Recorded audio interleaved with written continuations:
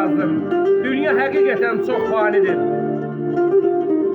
Şeirimdə həqiqətən boş, vəfasız həyatdır.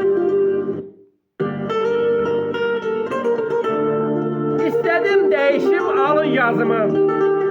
Sonra anladım ki, Allah yazmış yazımı.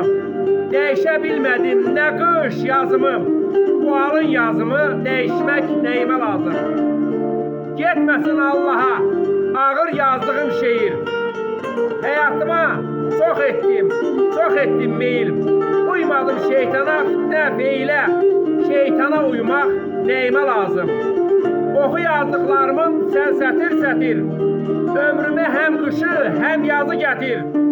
Atsın həyatında ay oğul ətir. Bu boş mənasız həyat nəyimə lazım?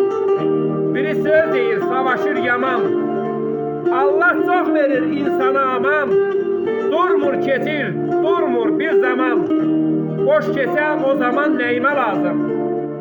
Biri var toplayır, biri ağlayır. Kimsə də acından ürək dağlayır. Uşaq dünya gələndə bir ki ağlayır. Ağlamalı dünya nəyimə lazım? Gör necə yaradıb ilahi Allah.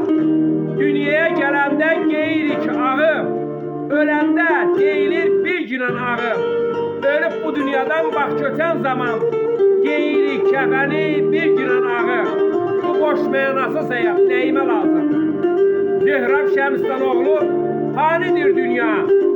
Baxma gərdişinə, hanidir dünya? Vallahi hanidir dünya. Bu fani dünya nəyimə lazım?